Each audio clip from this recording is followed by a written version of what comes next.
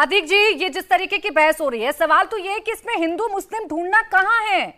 मैं तो चर्चा इस बात को लेकर कर रही थी कि क्या वाकई में इम्बैलेंस हो गया है, और इम्बैलेंस हो गया है तो वो सुधरेगा कैसे? कानून से। जाहिर सी बात है, जब कोई कानून आएगा तो हम उसको भी देखेंगे। अगर वो संविधान सम्मत होगा तो उसको समर्थन दिया जाएगा, और संविधान सम्मत नहीं होगा, अगर आरएसएस कोई संविधान सम्मत काम नहीं करेगी तो उसका भी विरोध किया जाएगा, और सरकार अगर कोई संविधान सम्मत काम नहीं करेगी तो उसका भी विरोध किया जाएगा, क्योंकि हम विपक्ष में। अच्छा, अभी एक साहब यहां बैठ के जो है बहुत बड़ी बड़ी इतिहास की बातें कर रहे थे। मैं उन सब बातों में जाना नहीं चाहता, प्राची जी, उसका इस डिबेट से कोई लेना देना नहीं था, लेकिन क्योंकि इल्जाम लगा है तो उसका जवाब देना मेरे लिए बहुत जरूरी है। इन्होंने कहा कि मुस्लिम लीग जो है कभी हिंदुओं के साथ रहना नहीं चाहती थी। उनको मुस्लिम लीग कभी हिंदुओं के साथ रहना नहीं चाहती थी। इनको पता होना चाहिए कि जब लखनऊ पैक्ट हुआ है, उसमें जब कांग्रेस और मुस्लिम लीग का लखनऊ पैक्ट हुआ है, उसमें मोहम्मद अली जिन्ना को हिंदू मुस्लिम कम्युनिटी का हेड बनाया गया था। दूसरे, उन्होंने यह कहा कि मुस्लिम लीग ने कहा कि आरएसएस पे बैन लगा देना चाहिए। भारत के पहले गृह मंत्री ने कहा था कि आरएसएस इस लायक नहीं है कि आजाद घूमे, इस पर जो है बैन लगा देना चाहिए था। मुस्लिम लीग की बात ना करें, अब भारत के पहले गृह मंत्री की बात करें। और इसके बाद हिंदुस्तान की सरकारों ने इनके ऊपर 2 बार बैन लगाया है, वो उसमें मुस्लिम लीग का कोई हाथ नहीं है। लिहाजा जो है ये अपने होश के नाखून दें, हर तरफ ढेले चलाने से कोई फायदा नहीं होगा। हम बता देते बात करें, पता नहीं कौन सा इतिहास पढ़कर आते हैं। हम आपको बता देते हैं अतीक साहब, सुनिए, जब 35% रिजर्वेशन, सुनिए, इंटरव्यू मत करिए, प्राची जी इनको रोकिए। मैं सुनिए, जब मुस्लिम लीग ने 35% रिजर्वेशन हिंदुस्तान में मुसलमानों के लिए मांगा, क्योंकि जब डेमोक्रेसी आती है जिसमें नंबर जिसके ज्यादा होते हैं और वो अल्पसंख्यक होता है कोई आदमी, तो उसमें जो है वो रूलिंग पार्टीज में नीचे में चला जाता है। तो उन्होंने कहा था कि 35% रिजर्वेशन मुसलमानों का फिक्स कर देना चाहिए, ताकि मुसलमानों की आवाज कभी दबने ना पाए। इसको कांग्रेस ने नहीं माना। पहले लखनऊ पैक्ट में हमसे वादा किया, उसके बाद मोतीलाल नेहरू ने एक रिपोर्ट जारी करी, नेहरू रिपोर्ट, जो कि इंटरनेट पे पढ़ी हुई है, उसको आप पढ़िए। भी वो बात कही जो बिलाल जी कह रहे थे, हालांकि आपका ये कहना कि संविधान के दायरे में होगा तब हम मानेंगे, ये पॉइंट मेरा थोड़ा समझ से परे है कि संविधान से इतर क्या होता है और संविधान के दायरे में क्या होता है। इस पर मैं आपसे जरूर क्लियरिटी लूंगी। लेकिन रतन जी, आपकी बात का ही काउंटर मोहम्मद अतीक जी कर रहे थे।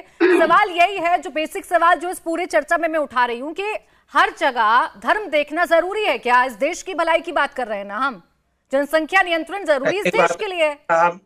अतीक साहब सुन लें कि जब इन्होंने लखनऊ पैक्ट तोड़ा कांग्रेस ने, उसका उत्तर मुस्लिम लीग ने कैसे दिया। डायरेक्ट एक्शन, कलकत्ता, हजारों लाखों लोगों की मौत, पार्टीशन, हजारों लाखों लोगों की मौत। तो कृपया वो बातें याद मत करें, आपका यहाँ बैठना ही शोभा नहीं देता मुझे। बड़ी बात है कि जो भी बिल की बात हो रही है पॉपुलेशन कंट्रोल की, मैं अच्छी तरह से जानता हूं, मैं जिम्मेदारी से बात नहीं करना चाहता था, आपने शुरू कर दी इसलिए मैंने जवाब दिया। पैक्ट का तो करिए, जो भी पॉपुलेशन कंट्रोल की बात हो रही है, पॉलिसी की बात हो रही है, आरएसएस ने शुरू के लिए से कहा है कि सारी पॉलिसी सभी के लिए एक समान हो। मुझे ये बताएं कि भाजपा के शासन में कोई ऐसा कानून आया जो माइनॉरिटी के विरुद्ध आया? आपने सीए के नाम पे नाटक किया, उसमें भारत की माइनॉरिटी का कोई हाथ नहीं था, आपने सारे भारत को जलाया उस नाम पर। आप लोग गलत कानून कोई यहाँ भारत में आज तक बना नहीं, किसी माइनॉरिटी के विरुद्ध बना नहीं। ना आरएसएस ने कहा कि मुसलमानों के लिए कानून बनाओ, आरएसएस ने कहा सबके लिए कानून बनाओ। आप कानून से ऊपर है क्या? क्या आप संविधान के दायरे से ऊपर है क्या? बीजेपी ने जितना माइनॉरिटी के लिए इंस्टीट्यूशन खड़े किए, जितने पैसे दिए, उतने आज तक किसी आपके सेक्युलर गवर्नमेंट भी नहीं दिए। आपकी सेक्युलर गवर्नमेंट के अंदर मुसलमान सबसे बैकवर्ड कम्युनिटी रहा, चाहे बंगाल हो, चाहे कोई भी देश का हिस्सा हो। और ये आपकी सच्चर कमेटी कहती है सेक्युलर राज में था। आज अगर उन्नति हो रही है बीजेपी के राज में हो रही है, आपको फिर भी बीजेपी से दुश्मनी है। अगर वो कहते हैं कानून सबके लिए एक समान होना चाहिए, तब भी आपको बीजेपी से तकलीफ हो रही है। आप कानून से ऊपर नहीं है, आप संविधान से ऊपर नहीं है। जो देश का होगा सबका होगा, आपका होगा, आपके लोगों को प्रिविलेज नहीं है। 14% आबादी 8 से 14% हो गया, खुद माइनॉरिटी बोलते हैं। 20 करोड़ आबादी जिसकी है वो खुद को माइनॉरिटी बोलता है। अरे जनाब, आरएसएस भी संविधान से ऊपर नहीं है, उसको भी हिंदू मुसलमान को सलाह देने की जरूरत नहीं है। चर्चा पे रहेंगे, वरना मुद्दा भटक जाता है। और सिर्फ चीखना और एक दूसरे पर आरोप प्रत्यारोप करना, यही सुनाई देता है और यही मेरे दर्शक सुनते हैं। मतलब सिर्फ इतना है कि ये पता चल जाए कि एक राय बन रही है कि नहीं बन रही है इस देश में, देश की समस्या को लेकर। नवीन जी, ये कितनी बड़ी समस्या है और इसका हल क्या है फिर?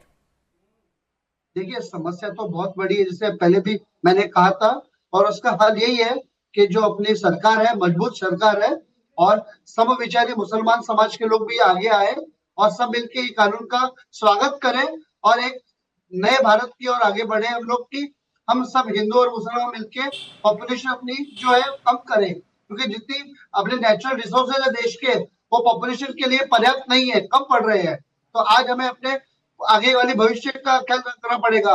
मुझे मेरे बेटे का ख्याल है तो अब्दुल को भी अपने बेटे का ख्याल रखना पड़ेगा, और हम सबको मिलके अपने पॉपुलेशन का नियंत्रण लाना पड़ेगा। बिल्कुल, जनसंख्या समस्या है हिंदुओं के लिए, मुसलमान के लिए, ईसाई के लिए, सिख के लिए, सबके लिए समस्या है। और इस देश को एक साथ मिलकर इस कानून का स्वागत करना होगा, इस मुहिम का स्वागत करना होगा, तभी हालात सुधरेंगे। लेकिन आकर टेलीविजन पर डिनाई कर देना कि ये कोई समस्या ही नहीं है और इसमें हिंदू मुस्लिम ढूंढना, सवाल इस बात को लेकर था। इंडिया टीवी हर वक्त हर जगह डाउनलोड करने के लिए सर्च करें India TV news Google play store या ऐप स्टोर पर।